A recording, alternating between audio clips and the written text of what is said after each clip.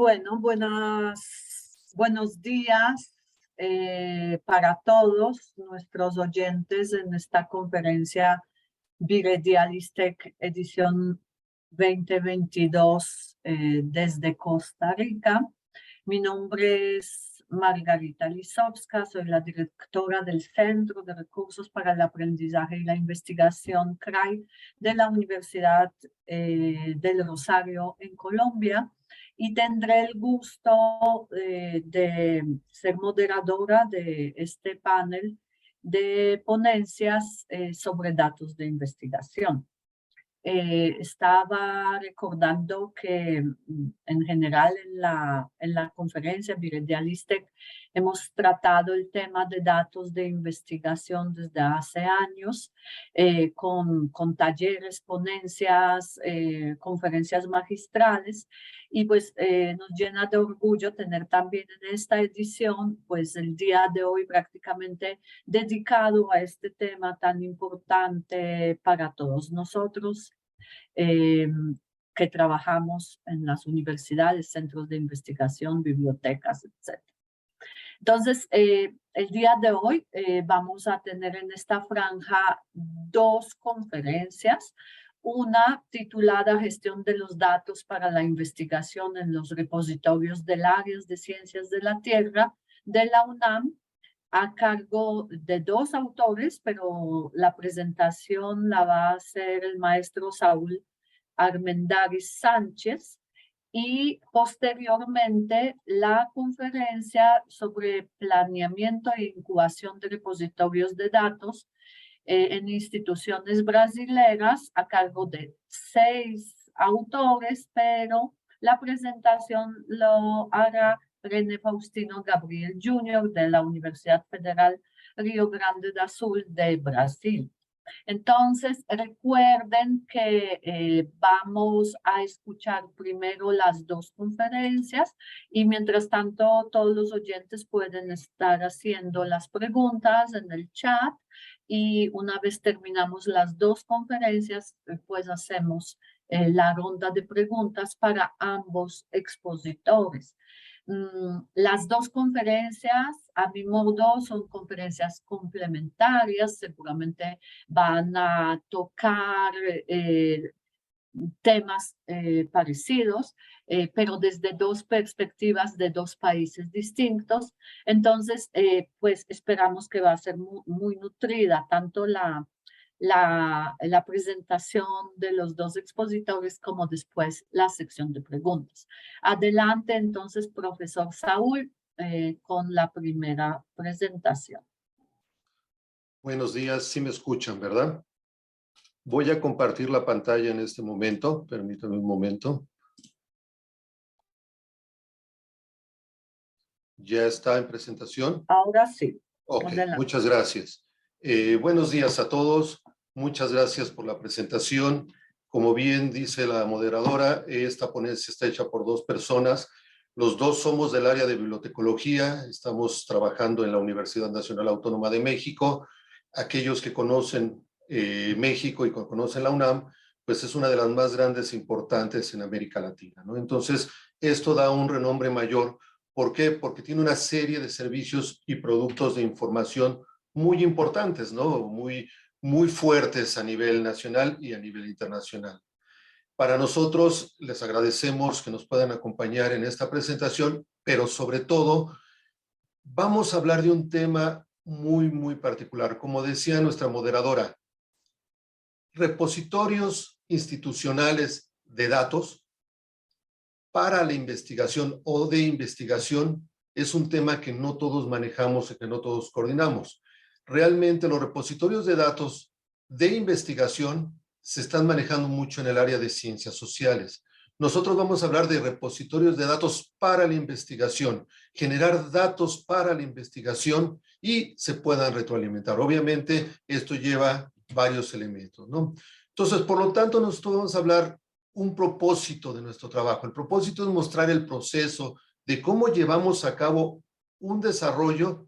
Por lo menos ahorita vamos a hablar de 3 repositorios, pero tenemos otros más, que es el del Servicio Sismológico Nacional de México, el de geotermia del país que estamos abarcando toda la parte de geotema y de clima espacial, donde hay equipos que están generando de manera constante una serie de datos que se van procesando en tiempo real y se están poniendo a disposición de las personas.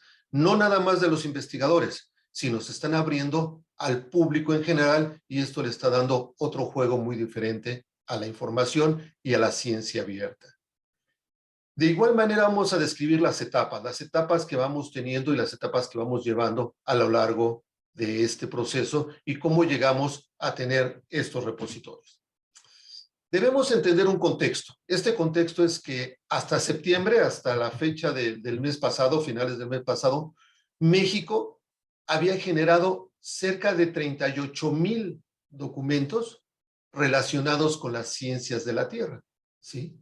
Eso es algo impresionante, pero aparte de repositorios de documentos indizados, el 47.2% de lo que se genera en América Latina es generado en el país, en el área de ciencias de la Tierra. O sea, quiere decir que casi el 50% estamos haciéndolo en México de toda América Latina.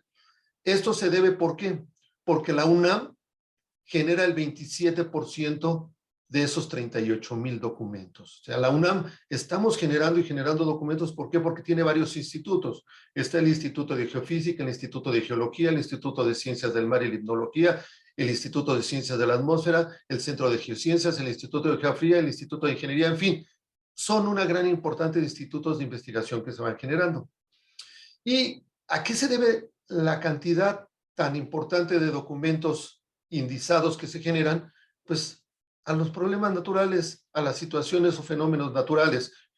Sismos, ustedes saben que México es un país, y otros países de América Latina es un país de sismos. De hecho, nos acaban de caer algunos sismos por acá muy fuertes y nos acaban de pegar hace unos días, un par de semanas por acá, donde se cayeron cerca de 1,200 casas en la zona central donde fue el sismo. Tenemos huracanes, que ahorita nos están pegando 2 huracanes muy fuertes. De hecho, en la Ciudad de México está cayendo una lluvia muy fuerte y estamos a varios kilómetros o miles de kilómetros de la costa. Estamos también otra serie que es el cambio climático. Las temperaturas están cambiando muy fuerte y tenemos erupciones volcánicas, ¿no? Que también es otro fenómeno. Entonces, todo eso se está estudiando y está generando conocimiento. Pero para que nosotros podamos partir de algo, decidimos, como grupo de biblioteca de Ciencias de la Tierra, generar una definición de datos para la investigación. Entonces nosotros hicimos esta generación, esta definición, que es la obtención de un conjunto de datos, que es lo que se conoce como set de datos, y obviamente hicimos una serie de elementos que son datos que se obtienen en tiempo real. Ustedes pueden leer la definición sin ningún problema, la pueden ver también en el documento que ya se publicó sobre nuestra presentación, y obviamente esto va a apoyar directamente a la sociedad, a la ciencia y a la tecnología. Ya se ha hablado mucho de esto, ¿no? Ya se ha hablado mucho que ha habido muchos proyectos internacionales en todas partes del mundo. Yo tengo aquí nada más algunos ejemplos, como el Driver en Europa, en la Unión Europea, desde que surgió en el 2008, el Pirus, que se da en otras partes del mundo, y el Eurocris, ¿no? Que también es otro proyecto que se está dando.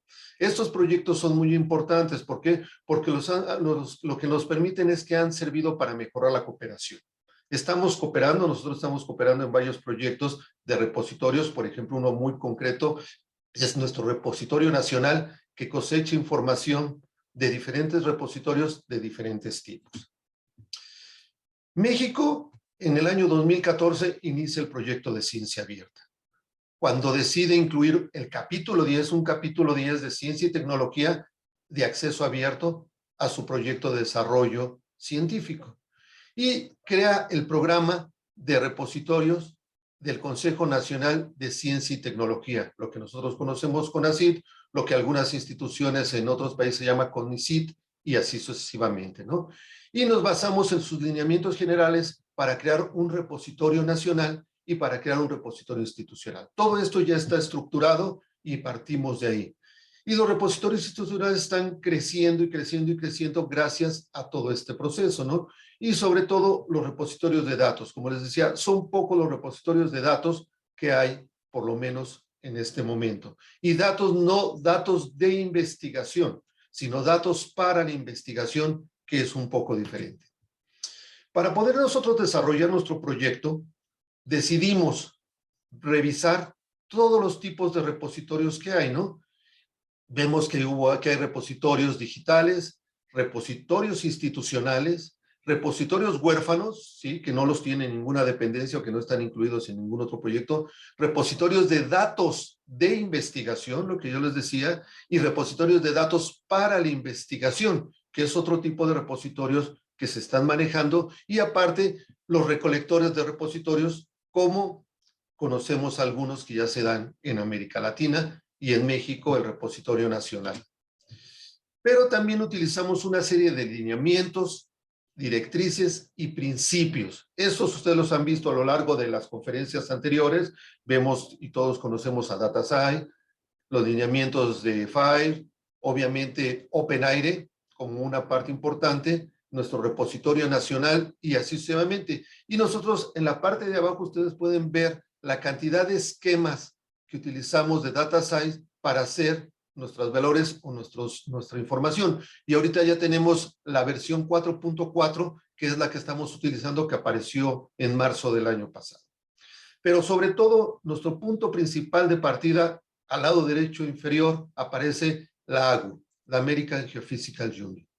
Es un organismo internacional, bueno, más bien es de Estados Unidos, pero ya se está volviendo internacional y ha puesto unos lineamientos muy importantes para el manejo de datos para la investigación que vamos a ver más adelante.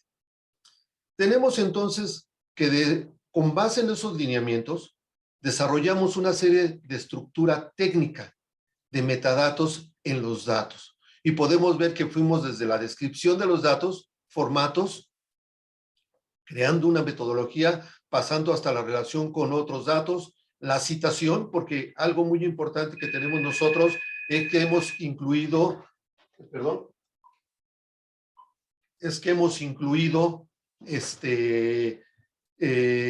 DOI a nuestros repositorios, el DOI para que puedan ser citables, que para que puedan ser manejados y dirigidos.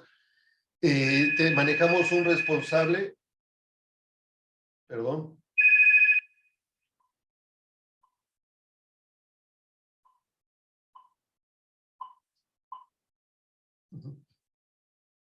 Hemos manejado, perdón, una disculpa por el teléfono, hemos manejado que son derechos de autor, el almacenamiento, que también hemos determinado qué características debe tener este almacenamiento. ¿Por qué? Porque manejamos varios teras de información. ¿Por qué? Porque están generando datos en tiempo real y así hemos pensado también en datos deben estar estructurados en formato legible por máquina. ¿Por qué? Porque como cosechan o buscamos que sean cosechados por otros organismos, es lo que nos está dando, ¿no? Para la gestión de la información, ¿sí? Nos basamos y trabajamos y colaboramos con varios grupos. En primer lugar, estamos trabajando con los investigadores especialistas en ciencias de la Tierra, que son cerca de 1,200 los que existen en la UNAM, especializados exclusivamente en esas disciplinas, ¿no? Con los técnicos académicos, que realmente somos los bibliotecólogos que estamos laborando en este proyecto, los estudiantes de posgrado, que también estamos metiendo a los estudiantes de maestría y doctorado, que son los que hacen los análisis de datos, ¿sí? Y finalmente, el público, la sociedad en general, que son los que están trabajando en esta parte, ¿no? Entonces, bajo esa estructura de usuarios, se determinó crear tipos de datos en ciencias de la Tierra. Y esos tipos de datos los dividimos de esta manera. Podemos ver que tenemos datos de análisis e investigación por método utilizado para obtención de datos, por actividad, qué actividad realizan los investigadores, por modelación, que realmente hay la información que se toma, por darles una idea del Servicio Sismológico Nacional, se genera una serie de modelación para generar mapas de sismos en México y así sucesivamente. Y obviamente tenemos que cada uno, los datos para la investigación van variando. Por decir algo, si pensamos en los datos por modelación, nosotros los dividimos en mediciones e interpretaciones. Si pensamos en los datos de modelación, nosotros los dividimos en computacionales, virtuales y numéricos, y así sucesivamente. Eso lo podemos ver en la franja naranja o en la serie de cuadros naranjas que tenemos. Y pues obviamente ya nos brincamos directamente a la recolección de datos, a los servicios de investigadores y a los servicios a la comunidad. Todo esto lleva o conlleva a crear, hacer que los datos sean compartibles con todos ellos, o sea, que se compartan con ellos. Para ello, utilizamos los principios para la gestión de datos científicos FAIR. Esos principios, ustedes los han visto a lo largo de esta conferencia, que deben ser recuperables, accesibles, interoperables y reusables. Y los datos deben ser accesibles, ¿por qué? Porque la gente los debe estar consultando. Ahorita lo vamos a ver, abajo dice que nos vamos a ir al anexo 2, ahorita lo vamos a ver. Deben ser apropiados para ayudar al descubrimiento y sean citados. Como les decía, nosotros estamos metiendo DOIs para los datos, para el manejo de los datos, y los datos también deben estar conservados, ser accesibles y están vinculados de una forma segura a publicaciones asociadas. Eso nos da Profesor, sí. solo le quedan 4 minutos. Gracias, vamos rápido. Esos son los puntos. Nos basamos sobre todo en la declaración de la AGU. Esta declaración del AGU tiene un principio muy importante y se tiene la obligación de que los datos deben ser protegidos y difundidos de forma inmediata, siempre y cuando no amenacen la seguridad nacional de un país y obviamente del planeta. Los datos de ciencias de la Tierra son y deben ser muy protegidos y sobre todo muy bien cuidados porque son únicos. Si se detecta un temblor, un sismo, se detecta un huracán, ya no se vuelve a repetir el dato. Entonces, son datos únicos. Esto es lo que manejamos de FAIR, por ejemplo. Deben ser recuperables. Nosotros estamos Handley y DOI para que sean recuperables. Lo podemos ver en el lado derecho. Deben ser accesibles sin necesidad de protocolo. La gente los puede descargar sin ningún problema. Deben ser interoperables. Aquí estamos trabajando con la validación de metadatos del Repositorio Nacional de México y deben ser reusables, que realmente genere nuevo conocimiento y deben tener una etiqueta, ¿no? ¿Qué hacemos nosotros o qué hemos hecho nosotros para todo esto? Tenemos protección y seguridad. Tenemos el respaldo en 3 soportes y lugares distintos. Ahí ustedes lo pueden ver. Cambiamos password de manera regular y verificamos cada semana los contenidos de la información. Pero junto con todo eso hemos pasado a ser repositorio no nada más de datos, sino los hemos hecho híbridos ya. Y metemos, por ejemplo, publicaciones, sismogramas, fotografías, mapas, videos, etcétera, etcétera. También trabajamos en la visibilidad y presencia a través de la divulgación, conferencias, publicaciones, impulso en la comunidad científica y promoción con bibliotecas a nivel mundial. Estamos mandando la información para que ellos la difundan entre sus comunidades. Algo también es que nuestro alcance ha llegado a niveles muy importantes. ¿Por qué?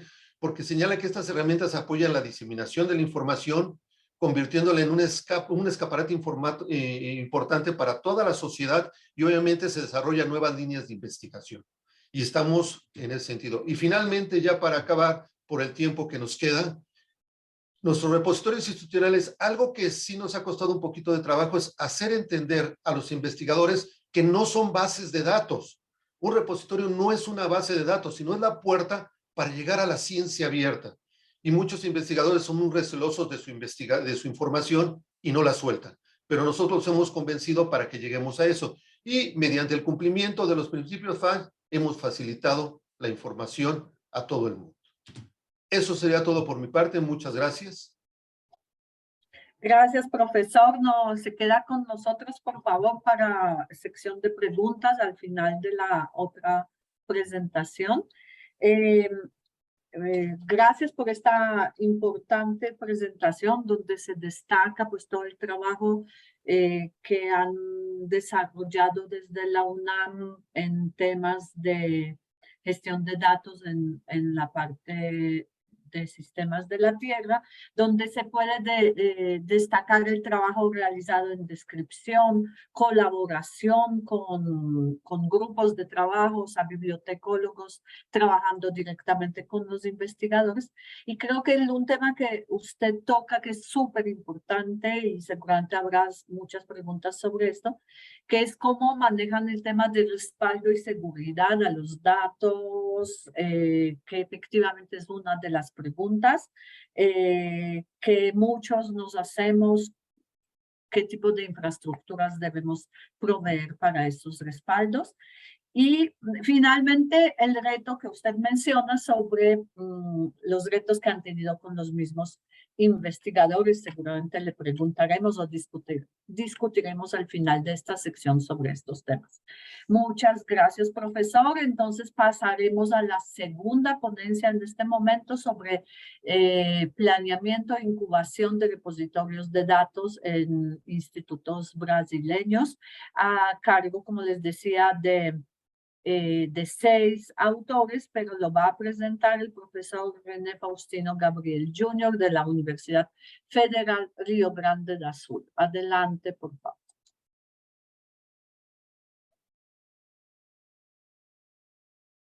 René, recuerde que no te escuchamos, pero tienes 15 minuticos, ¿sí? Ok, muito obrigado. Estão vendo a minha apresentação? Sim? Ok. Tá. Vou falar em português, falar um pouco devagar, ok? Tá? Então, o título da nossa apresentação é Planejamento e Incubação de Repositório de Dados em Instituições de Ciências e Tecnologias Brasileiras, né? Então, esse aqui, como foi mencionado, são 6 autores, mas na realidade a gente tem uma equipe muito maior que trabalha com esse tema no Brasil. Tá? Então, só para contextualizar um pouco mais, quem somos, né?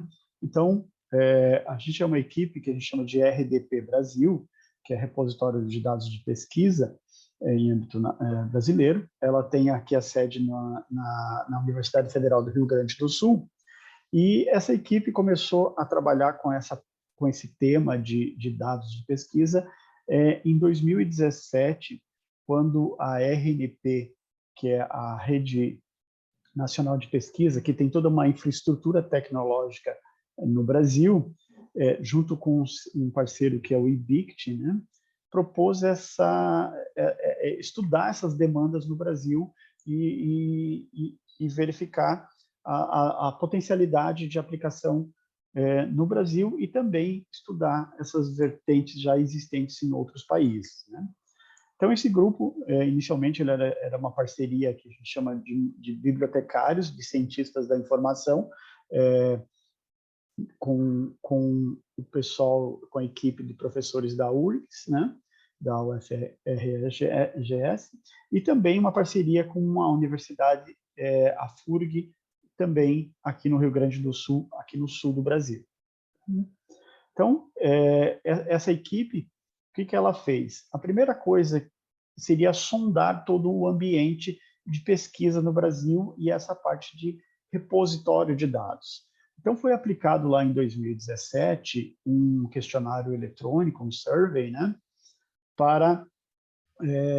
foram mandados para praticamente 25 mil pesquisadores no Brasil, dos quais em torno de 2.700 a gente teve um retorno de algumas questões.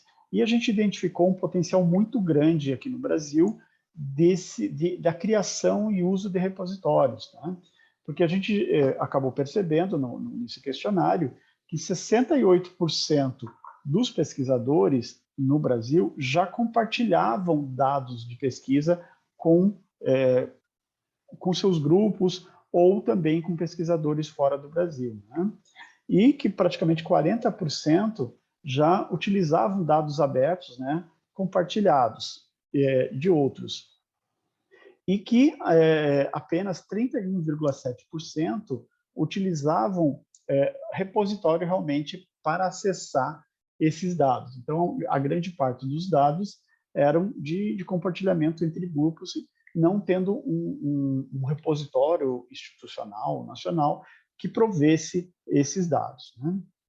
Tá? E também, dentro desse próprio questionário, foi reportado, né, que muitos não depositavam os dados por falta de uma estrutura dentro da instituição, né? Às vezes um apoio, alguma coisa, tá?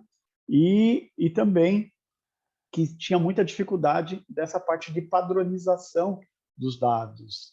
Então, os dados, às vezes, eram compartilhados em repositórios, mas não atendendo os princípios FAIR ali, né? Então, eram muito dados desestruturados que não possibilitavam o seu reuso, né? Tá?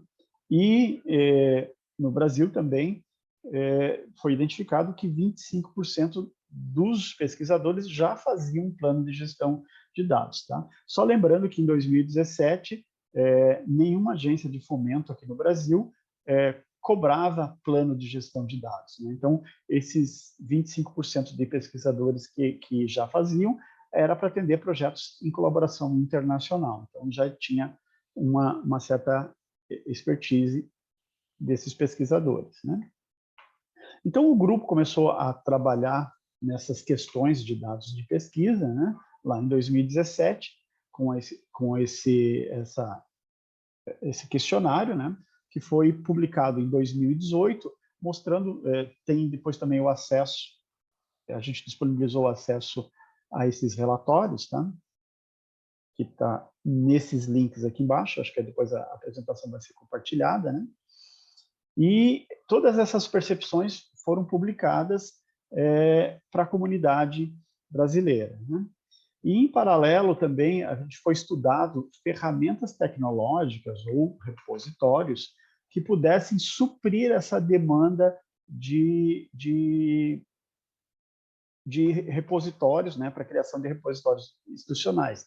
Então, foram estudados DSpace, Secan, Dataverse, Zenodo, várias ferramentas, e a gente acabou concluindo no grupo e também aqui no Brasil, que o Dataverse seria a melhor ferramenta para atender essas demandas, tanto atuais como também futuras, né? Como o próprio Saul colocou lá, essa parte de gestão de dados, por exemplo, que são publicados automaticamente, né? Então, o Dataverse possibilitava essa publicação síncrona de equipamentos, como equipamentos ou principalmente de equipamentos, né? Que são esses dados que não são utilizados numa pesquisa, numa investigação, mas são dados que suprem a necessidade de dados para a investigação, né? Então, em 2019, a gente também fez o estudo dos indicadores persistentes, né? Então, trabalhamos com o DOI, com o Rendel, contratamos 2 serviços, fizemos vários testes, né? Também trabalhamos com a parte de integração com o Shibboleth para tentar, porque a ideia é criar uma rede de dados abertos no Brasil, aonde que essas informações possam ser compartilhadas com todas as instituições que entrarem na rede. Então, a autenticação federada, que a gente chama a Rede Café, ou o RUN internacional, ele também foi estudado nessa integração com o Dataverse. E também a interoperabilidade com o ASIS-BR, que é uma ferramenta agregadora que está conectada com o La Referência e também com o OpenAIRE. Então, a ideia de disseminação automática dessas informações. Em 2020, ainda nessa linha, a gente trabalhou com essa parte de preservação digital, principalmente na área de arquivemática, na curadoria, trabalhando com análises de armazenamento elástico, armazenamento na nuvem, já direcionado com o Dataverse, identificando problemas e facilidades e também documentando tudo isso, né? Em 2021, já um pouco mais consolidado, a gente trabalhou numa versão em português do Dataverse, então foi traduzido toda a biblioteca de linguagem do Dataverse para a versão portuguesa também. E também foi realizados estudos das licenças de uso, quais as possibilidades de licença de uso que os repositórios poderiam fazer, né? Em 2022, foi com tudo já documentado, tudo já preparado, junto com a RNP, o IBICT e o CNPq, que é a Agência de Fomento Brasileira, se propôs, então, uma incubação de algumas instituições, de alguns repositórios, dentro das próprias ICTs. Né? Tá? Opa, perdão, aqui. Deixa eu continuar aqui. Tá? Nessas ICTs. Então, foi aberto um edital, e esse edital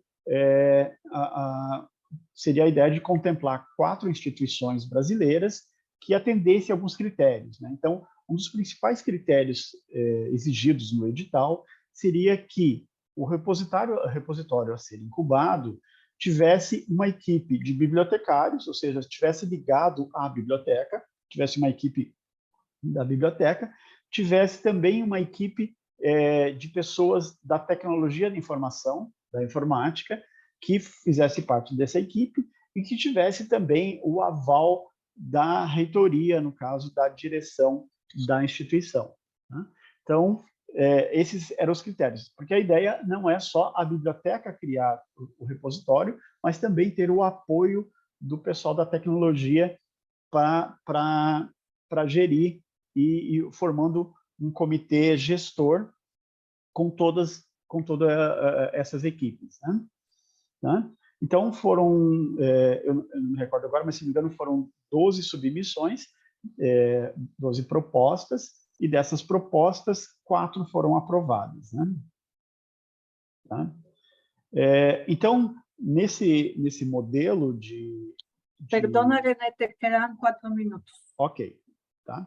Então, nesse modelo de iniciativa, o que a gente propôs? A gente criou uma metodologia onde a gente dividiu esse grupo inicialmente em duas equipes, mas sempre trabalhando com reuniões conjuntas. Tá?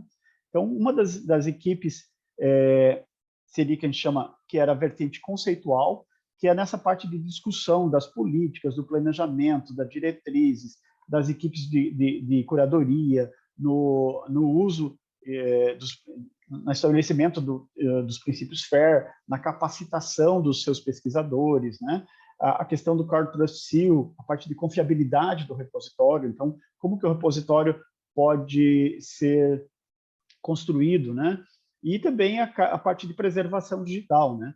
Então, essa área conceitual concentrou-se principalmente nos bibliotecários, nos arquivistas e nos gestores, né? E uma parte tecnológica, uma vertente tecnológica, com os analistas, tecnólogos e a parte de suporte, provendo toda essa parte de infraestrutura, segurança, manutenção, interoperabilidade, né? A customização, de forma a atender. Ou seja, as duas equipes sempre trabalhavam juntas, né? A gente tinha reuniões em conjunto, mas trabalhando nessas duas vertentes para a implementação desses repositórios, né? Então, das instituições eleitas, né, indicadas, foi a Universidade Federal de Goiás, a Universidade do Ceará, o CBPF, que é um instituto de pesquisa, né, e a Universidade Federal Rural do Amazonas. Né? Então, essas foram as 4 eleitas, e nesse contexto também, a ideia foi já incorporar junto 2 repositórios, um do CNPq, que é o repositório Lattes Data, e o outro repositório, que é o ALEA, que é o do IBICT. Né? Então, nesse grupo, foi se trabalhado com pequenas equipes, mas todas elas trabalhando de forma integrada. Né? E agora, no meio do ano, entrou a Fiocruz e a Embrapa também fortalecendo esse grupo. Então, hoje, a gente tem 6 instituições, mais o IBICT e o CNPq, e também a equipe da RDP Brasil dando esse suporte. Então, toda essa a nossa equipe, né, e todas as instituições, a gente trabalha todo nesse ecossistema aqui, que envolve desde o Dataverse, mas também com a integração com vários outros softwares, né? O próprio reuso do R, Jupyter, Starta, né? A vertente de indicadores persistentes, a gente faz parte do GDCC, do Global Dataverse Community Consórcio, né? Sempre alinhado aos princípios FAIR, né? E a parte de preservação digital também atendendo todos esses critérios e, eventualmente, essas compatibilidades com os armazenamentos elásticos, né? Porque hoje a gente não tem muito ainda a dimensão de todo esse processo. Então, a gente produziu vários documentos, tá? Tem uma lista de documentos, depois eu coloco ali no site, e um deles, por exemplo, aqui é um checklist para implementação tecnológica, né? Então, o Dataverse, o que se precisa ter no Dataverse para que ele possa funcionar de forma correta e atender. Então, foi feito, a gente preparou um checklist com várias identificações, que seria uma fase para a homologação e testes, né? Então, todos esses conhecimentos que foram adquiridos, né, como a gente falou, dentro dessas incubadoras, a gente sempre tem uma troca, né? Então, eles trazem, às vezes, os conhecimentos da própria instituição, que apresentam para o grupo, porque a gente percebeu que muitas instituições, elas sempre têm uma vertente mais forte, né? Sempre tem uma coisa mais forte. Por exemplo, a Fiocruz, ela tem uma parte jurídica, uma parte documental muito boa, muito forte, né? Por exemplo, a Embrapa já tem essa parte de gestão bem estabelecida, né? Então, e essas trocas é feito nessas reuniões semanais que a gente tem dentro do grupo todo, né? Então, um dos produtos já que surgiu da incubadora, que já está em produção, é o Lattes Data, né? Que é o repositório nacional de pesquisadores que recebem recursos do CNPq. Então, eles já têm a possibilidade de depositar esses dados, tá? Ainda no Brasil não é obrigatório, mas está se trabalhando nos próximos editais para ter essa obrigatoriedade. E o Alea, que é um repositório também do IBICT, que atende os pesquisadores do próprio IBICT, né? Então, onde que são compartilhadas essas informações, tá? Nós temos aqui o site do RDP Brasil, tá? Então, aqui tem várias informações em português. A gente tem uma seção, por exemplo, de uns cards dentro da capacitação, aonde que a ideia é fomentar os pesquisadores a compartilharem seus dados, né? Então, trazendo aqui vários princípios, né? Então, a gente pegou a ideia da Universidade de Santa Bárbara, da Califórnia, onde que a gente fez a tradução de uns cards e outros a gente... Tá? Então, só para encerrar aqui, então, o projeto encontra-se agora nessa fase de testes, antes da produção. Então, a ideia é até o final do ano, alguns repositórios já entrarem em produção, esses incubados, né? E o que a gente percebeu dentro desses modelos de dados, que as maiores dificuldades não estão na parte de construção do repositório e também não nessa parte de documentação, mas está na alteração da cultura, né? Onde que o pesquisador deve trabalhar com essa ideia, né? A gente percebe que os pesquisadores não têm muito essa noção ainda, aqui no Brasil, pelo menos, de disponibilizar esses dados de uma forma coerente e atendendo o ciclo de pesquisa, atendendo o FAIR, né? Tá? Então, obrigado, pessoal, e é isso. Muchas gracias, profesor René.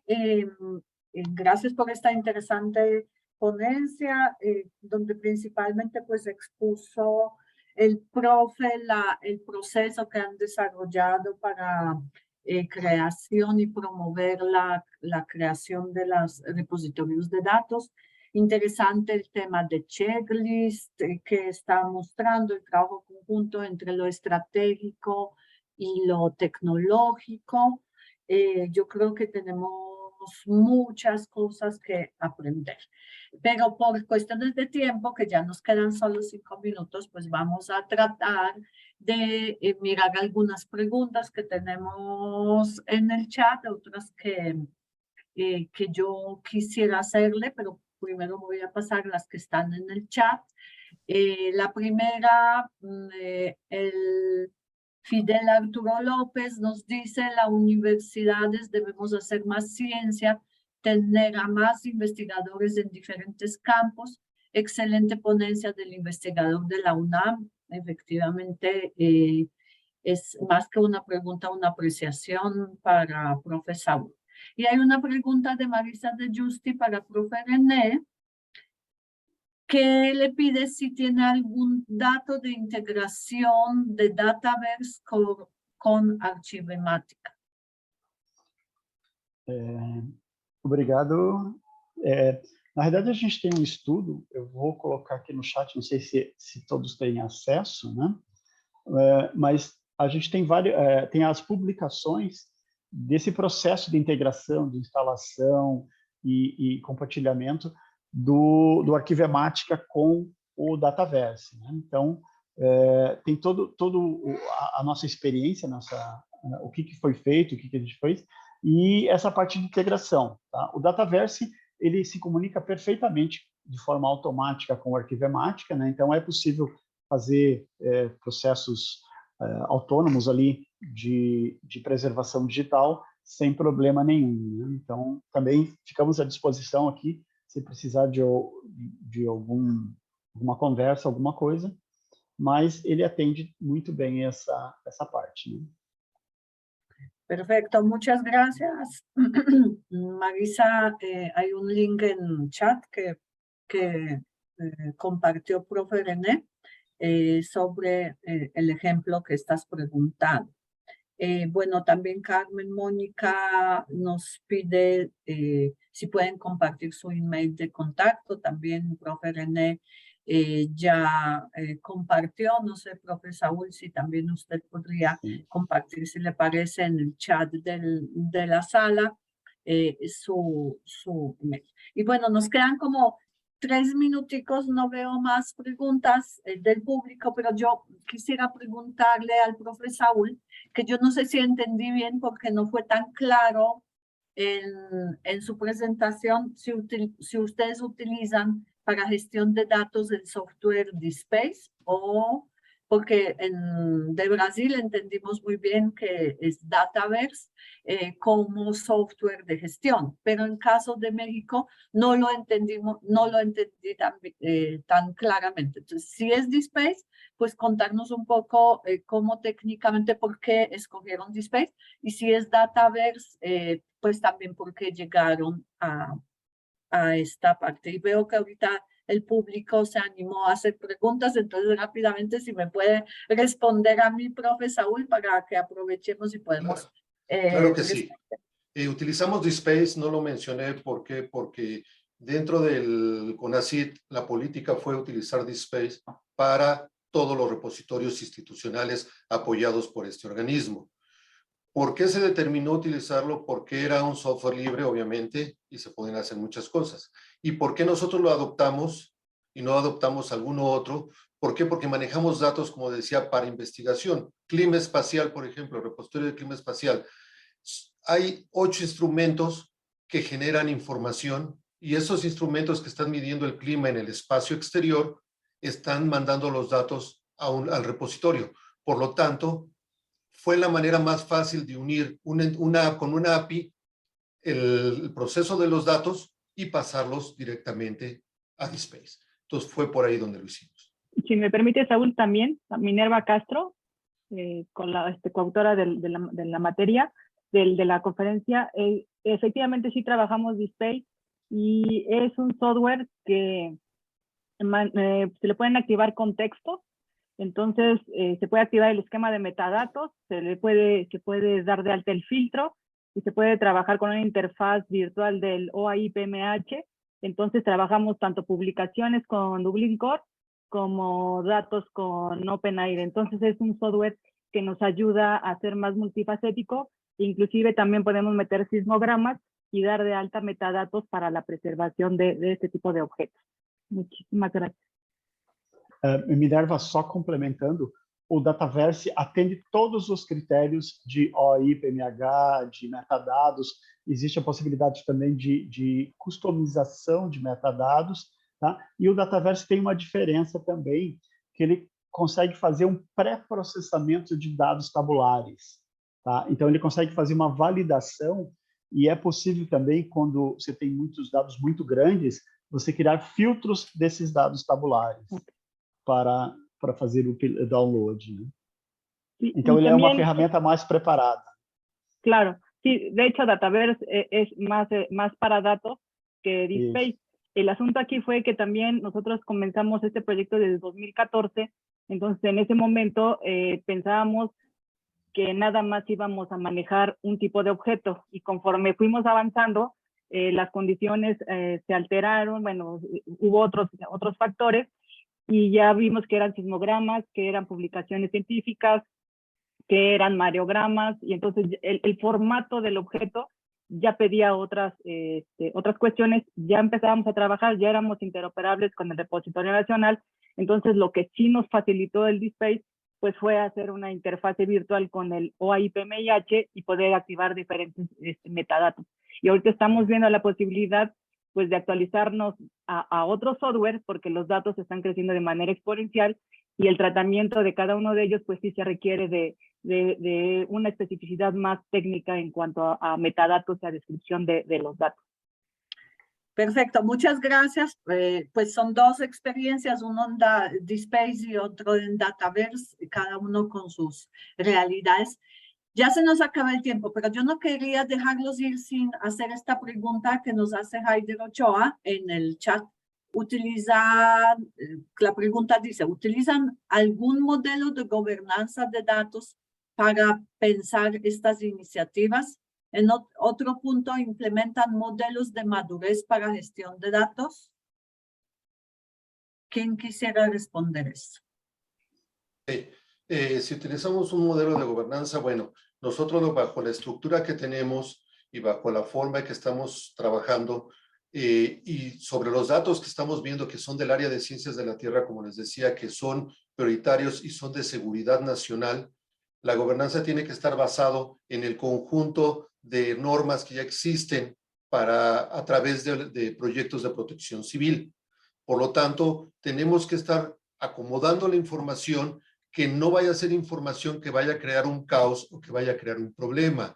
Es decir, si hay un sismo, que no piensen que los sismos se predicen. Si hay un hoyo en la atmósfera detectado a través del clima espacial, que no determinen que eso va a crear un problema en el medio ambiente o en la sociedad. En fin, entonces la gobernanza de la información que estamos metiendo, que estamos trabajando, tiene o le estamos basando en la normatividad de protección civil del país, sobre todo, y en las normas que está poniendo la AGU a nivel internacional. Aqui no Brasil, a gente sempre trabalha nesse modelo de governança, e aqui a gente tem uma lei de proteção de dados pessoais.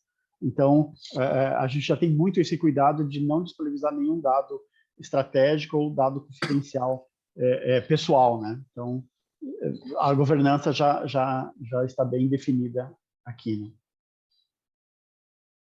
Muchas gracias. De esto podríamos hablar más. Hay más preguntas. Por ejemplo, Rebeca Vargas Bolaños nos pregunta cómo fue su experiencia para motivar a los investigadores, para compartir los datos. Ustedes ambos lo dijeron que era un reto y efectivamente nos encantaría escucharlos, pero lastimosamente se nos acabó el tiempo. Entonces, también le dan muchas felicitaciones a ambos, Alexander Espinosa Cruz, y pues yo creo que todos estamos muy agradecidos por esta hora de conocimientos, de compartir con nosotros los conocimientos de datos. Pues ya las personas que están en esta conferencia pueden ver los correos de ambos ponentes, entonces si tienen preguntas, por favor, pueden escribirles directamente. Por nuestra parte, muchas gracias y adelante con la próxima conferencia, y muchas gracias tanto al profe Saúl como profe René por estas excelentes presentaciones. Muchas gracias. Buenas tardes.